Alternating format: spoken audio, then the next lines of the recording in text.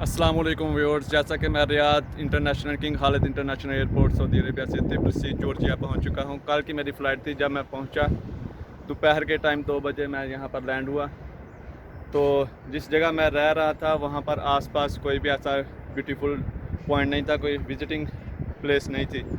तो इससे पहले मैंने अभी चूँकि दोपहर के 12 बज रहे हैं, तो इससे पहले मैंने सारा टाइम रूम पे ही बसर किया। यहाँ लोकल वहाँ की जो करीबी मार्केट थी वहाँ गया। मुझे लग रहा था कि यहाँ पर आसपास में कोई जगह नहीं है, लेकिन फिर मैंने यहाँ पर एक एप्लीकेशन है, आप लोगों को भी बताता चलूँ। वो दोस्त, सबसे पहले मैं ये बता दूँ उनको कि जो सऊदी अरेबिया, दुबई, बहरीन या गल्फ़ कंट्री से आते हैं यहाँ पर, उनके लिए क्या चीज़ें रिक्वायरमेंट हैं। क्योंकि ये जो फेसबुक या इसमें सोशल मीडिया पर आप देखते हैं, सिर्फ इन्हीं की हद तक नहीं है। आपको खुद जो ना प्रैक्टिकल जब तक आप नहीं करते तब तक आपको काफ़ी चीज़ों का नहीं पता चलता। जैसा कि मैंने अपने रेजिडेंस इकामा को ट्रांसलेट करवाया था, लेकिन कहाँ से करवाया था? लोकल जो स्टोर्स होते हैं, जो बुक स्टोर्स होते हैं, वहाँ से ट्रांसलेट करवाया था। हुकूमत से, सऊदी हुकूमत से जो सर्टिफाइड होते हैं उनसे नहीं था करवाया। तो ये सबसे बड़ी दिक्कत थी। जब मैं टिकट करवा लिया, अपना सारा पैकेज करवा लिया जॉर्जिया का, तो जब मैं रियाद इंटरनेशनल एयरपोर्ट पर पहुँचा तो वहाँ पर इमिग्रेशन हुकाम ने मुझे कहा कि इसकी जो है ट्रांसलेट चाहिए। 7 बजे मैं वहाँ पर था रियाद इंटरनेशनल एयरपोर्ट पर, और तभी उसने कहा कि ये ट्रांसलेट चाहिए, उसके बगैर नहीं आपकी फ़्लाइट होगी। तो मैंने कहा अभी तो 7 बज रहे हैं, मेरी फ़्लाइट 9:30 है, तो मैं कैसे ट्रांसलेट करवाऊँ? तो ये मुझे बहुत शदीद धचका लगा। मैंने कहा कि सारा मेरा जो टूर है वो ख़राब हो गया, मैं कैसे जाऊँगा? अगर जाऊँगा भी तो ऑफिसेज़ नहीं ओपन होंगे शायद, और ना ही टाइम था इतना कि उसमें जो है मैं ट्रांसलेट करवा पाता। खैर, उसने खुद ही कहा, मुझे तो दचका शॉकिंग हो गया, इसलिए मैं चुप रहा। उसने खुद कहा कि तुम्हारे पास कोई और वीज़ा है, शेंजन वगैरह का कोई वीज़ा है?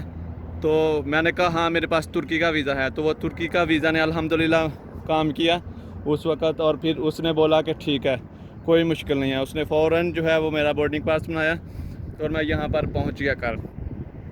उसके बाद मुझे उसने ये एक और बात कही, इमिग्रेशन ऑफिसर ने, उसने कहा कि जॉर्जिया फ़र्स्ट टाइम जा रहे हो तो बहुत टफ़ है, इंटरव्यू बहुत टफ़ है। 1-2 घंटा तुम्हें लाइन में खड़ा करके तुमसे बहुत सारे सवाल पूछेंगे।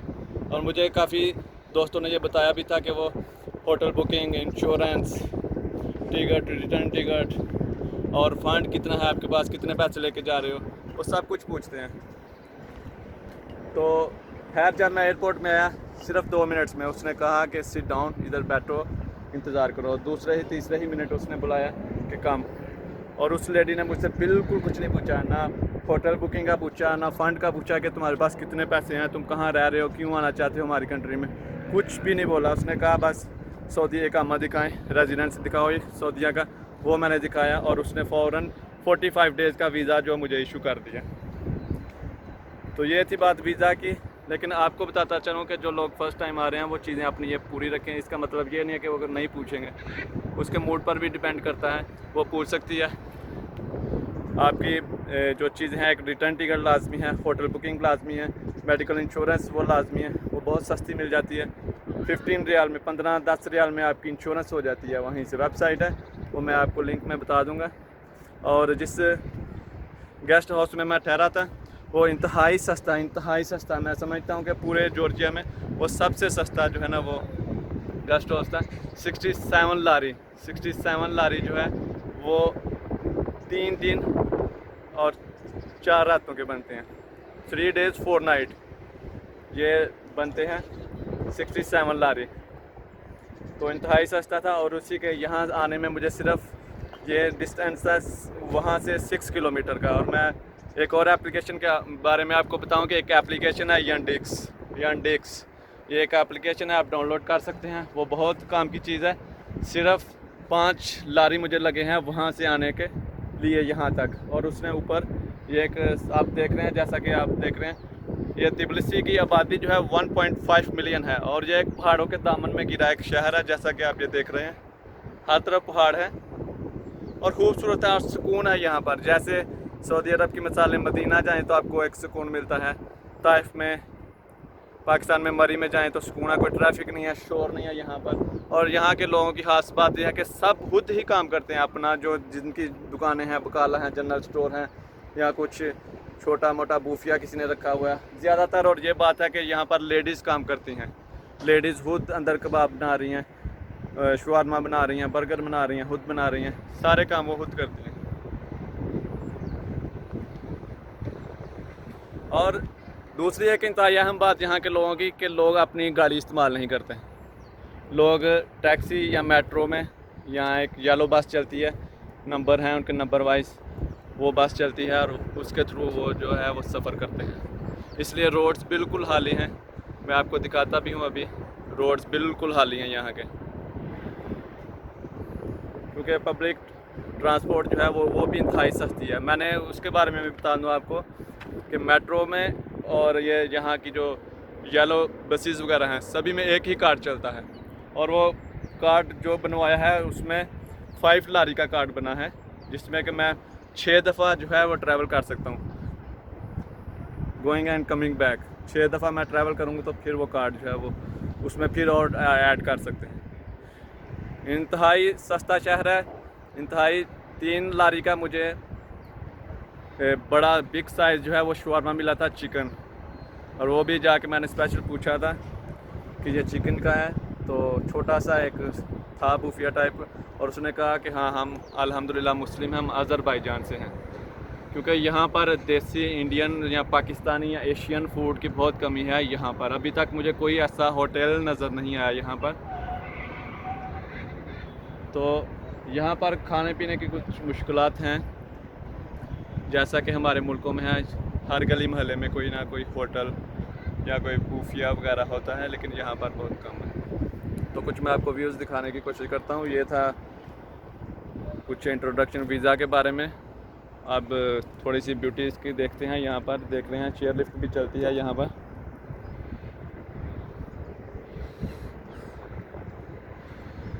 और छोटे छोटे घर हैं यहाँ पर। लोगों के ऐसे घर हैं कि लोगों ने, अब जिस घर में मैं गेस्ट है उसमें रह रहा हूँ, लोगों ने वहाँ क्या किया कि अपना नीचे उन्होंने रहाइश रखी है और ऊपर थोड़ा सा पोर्शन बना के 3-4 जो है ना पोर्शन बना के वो रेंट पे के लिए लगाते हैं। ऑनलाइन सिस्टम कर दिया हुआ है।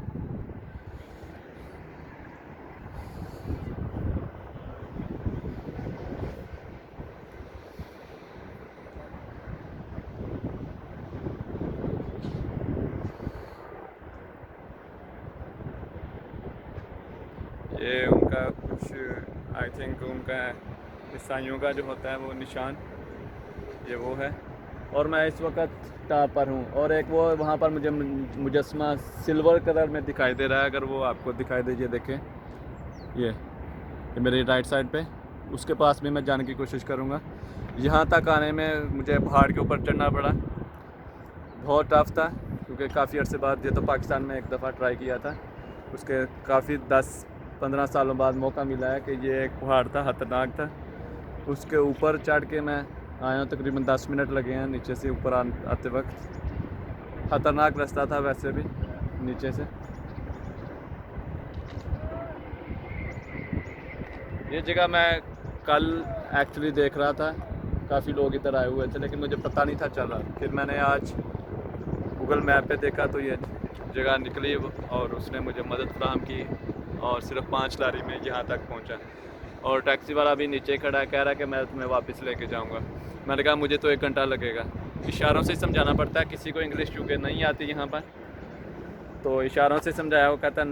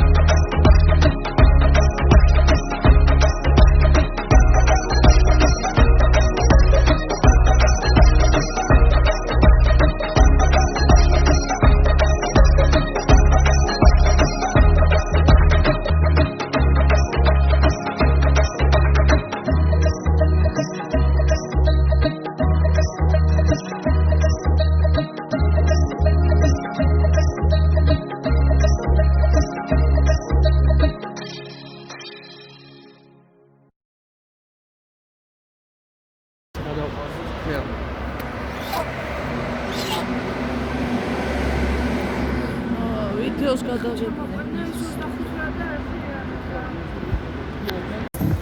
ये वही पुल आ गया है, ये काफ़ी मशहूर है यहाँ पर। ये देख रहे हैं, यहाँ पर ही जब आप ऊपर चढ़ेंगे इस पुल के ऊपर तो कोई आपके ऊपर कोई मोर रख देगा आपके कंधे पर, कोई तोता कोई बंदर रख देगा और 10 लारी आपसे लेगा तस्वीर बनाने के। और यहीं पर एक लड़की खड़ी होगी जो कि इस बोट की टिकट देगी, आपको 35 लारी कहेगी, लेकिन 20 लारी में उससे बार्गेनिंग करके 20 लारी तक वो आपको यहाँ पर लेके आएगी। 20 लारी की आपको ये यहाँ पर मिल जाएगी।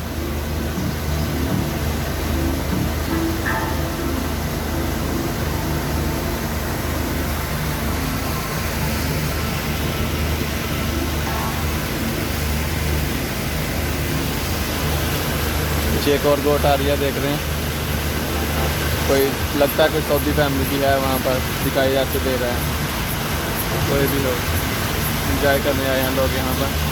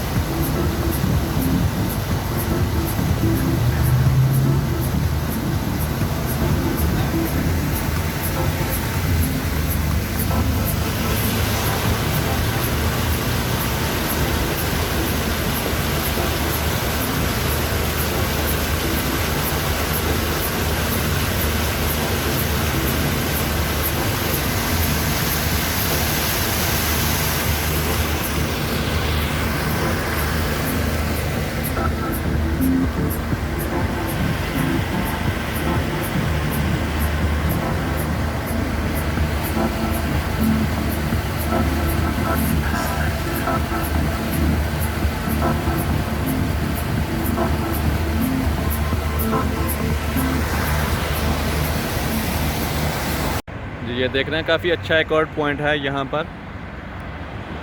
ये जहाँ नीचे बोट चलती है वहीं से बिल्कुल ऊपर है ये रोड क्रॉस, यही रोड क्रॉस करके मैं इधर ऊपर आया हूँ। काफ़ी अच्छी जगह है ये भी। ये ऊपर चेयर लिफ्ट और ये यहाँ पर हार्स का स्टेचू बना हुआ है और ये शायद उनकी कोई इबादतगाह लग रही है।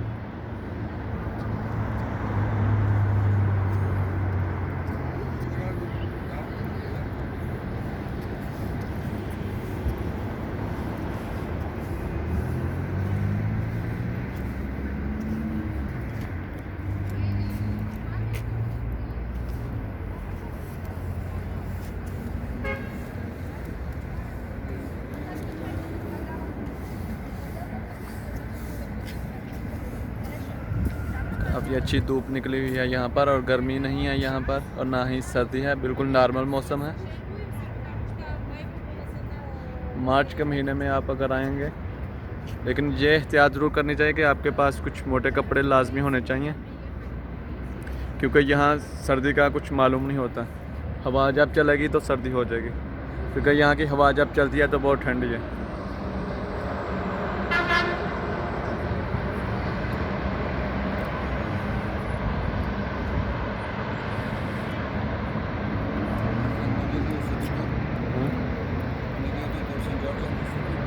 Sorry, I don't know. English only. May I ask about the English language? No need you tour in city in Georgia. It's not English? What you say? May I ask about the city?